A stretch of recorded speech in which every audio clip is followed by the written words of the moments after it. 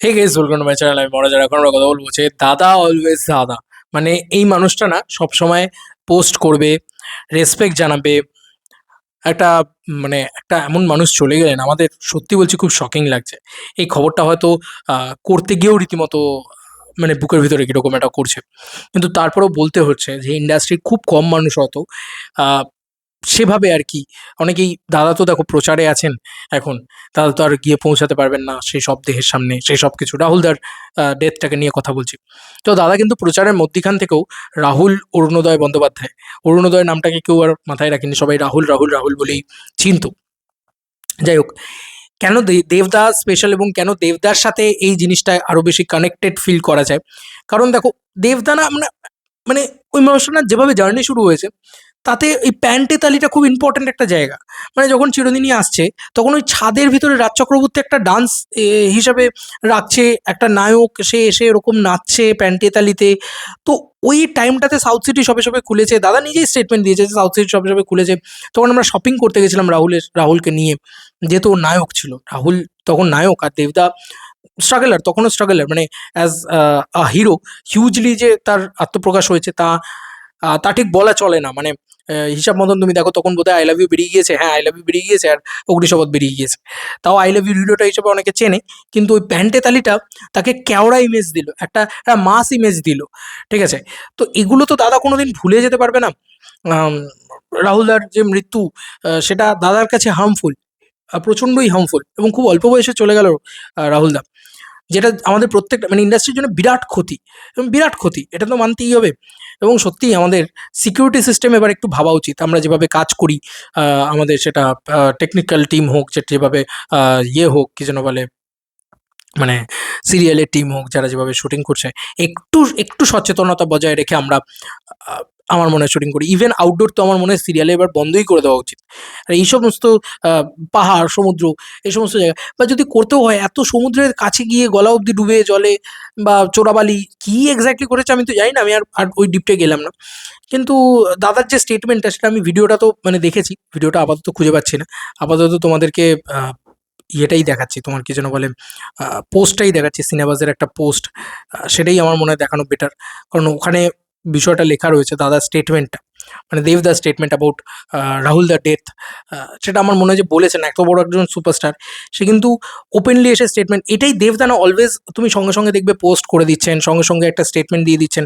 তো অনেকে মনে করতে পারে যে এটা তো মার্কেটিং, এটা তো গিমিক, এটা তো লোক দেখানোর জন্যে। কিন্তু এই মানুষটা করে ভাই, লোক দেখানোর জন্যই তো খুব কম মানুষ করে, সেটাও তো করে না অন্য কেউ। তো আরও একটা কথা হচ্ছে যে এই মানুষটা কিন্তু লোক দেখানোর জন্য করে না, যারা এই মানুষটাকে প্রাণ থেকে চেনে, কাছ থেকে চেনে, তারা জানে যে এই মানুষটা না খুব বেশি করে এক্সপ্রেসিভ নয়। খুব, এই যে আমি যেরকম পার্সোনালি প্রচণ্ড চিৎকার চেঁচামেচি করতে পারি, প্রচণ্ড কান্নাকাটি পেলে, কান্না পেলে আমি কাঁদতে পারি, হাসলে আমি অতিরিক্ত করি, আই এম লাউড পার্সন। দেবদা নট, দেবদা কিন্তু কোনোভাবেই লাউড পার্সন না, খুবই খুবই একটা পোলাইট পার্সন যাকে বলা চলে। ঠিক আছে? তো আজকে ঘটনাটা খুবই পেইনফুল ঘটনা, এর ঘটনাটা, তোমার কি যেন বলে, রাহুলদার ঘটনাটা। যাই হোক, আমি তোমাদেরকে পোস্টটা দেখাচ্ছি। এই কথাটা খুব খুব ইম্পর্ট্যান্ট একটা স্টেটমেন্ট অ্যাকচুয়ালিতে, যে আমি এটা বলবো না যে রাহুল আমার খুব ভালো বন্ধু ছিল, তবে অভিনেতা হিসেবে আমি তাকে খুব সম্মান করি। রাহুল আমাদের ইন্ডাস্ট্রির অন্যতম সেরা অভিনেতা। বাংলার দর্শক, আহ, বাংলা সিনে ইন্ডাস্ট্রির অনেক বড় ক্ষতি হয়ে গেল। এবং দেবদা নাকি একটা মানুষ যে সে সময়ও ছিল, আজও তুমি যদি তাকে তুমি দেখো, এই মাসটা তাই করবে। সাউথ সিটি সবে সবে খুলেছে, তখন সেই জামা কিনতে গিয়েছে রাহুলদা, নিউ মার্কেটে জামা কিনতে যাওয়া হয়েছিল, রাজ চক্রবর্তীও ছিলেন, দেবদা ছিলেন, রাহুলদা ছিলেন, প্রিমিয়ারে পড়ার জন্য আর কি। তো এই রিলেশনটা না, এটা না খুব একটা বলে বোঝানো যাবে না, এই ইমোশনটা না খুব একটা বলে বোঝানো যাবে না। ঠিক আছে?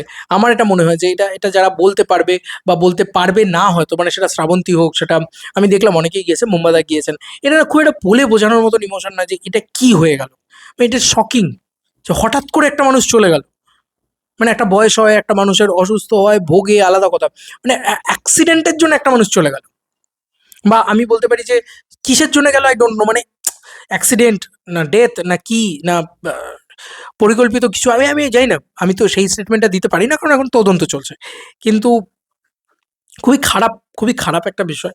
এবং সেই খারাপ বিষয়টা নিয়েও যে স্টেটমেন্ট রাখা যায়, এবং যে স্টেটমেন্টটা দিতে হয় রেসপেক্ট রেখে, রেসপেক্ট করা, একটা মানুষের মৃত্যুর আগেও দেবদা চরম রেসপেক্ট করা সবাইকে। ইভেন এই রাহুল দা দেবদাকে নিয়ে কি বলেছে, যে ব্যোমকেশ নিয়ে একটা খিল্লি করা হয়েছিল, এ করেছিল রাহুল রাহুল অনুতাপ, তখন দেবদাকে নিয়ে পড়েছিল। দেবদা কিন্তু তার কোনো রকম কোনো রিপ্লাই করেনি, কখনো খারাপ কিছু বলেনি। মানে এই রাহুল অরুণোদয় কিন্তু দেবদা সেই সময় তুমি ভাবো যে মানুষটাকে নিয়ে জামা কাপড় কিনতে গিয়েছে, এই করেছে, তারপরেও রাহুল দা নানান রকম ভুলভাল স্টেটমেন্ট দিয়েছে, দেবদাকে ছোট করেছে।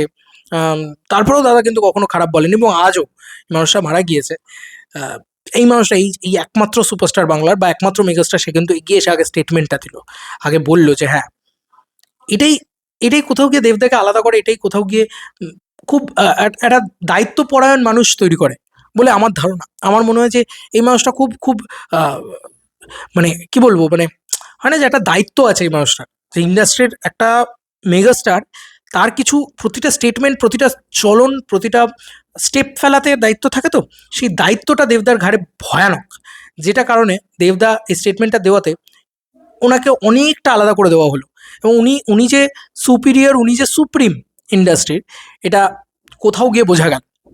বাদ বাকি তোমাদের কার কি মতামত জানিও কমেন্ট সেকশনে। চলো বন্ধুরা, নতুন কোনো ভিডিওতে দেখা হবে, বাই।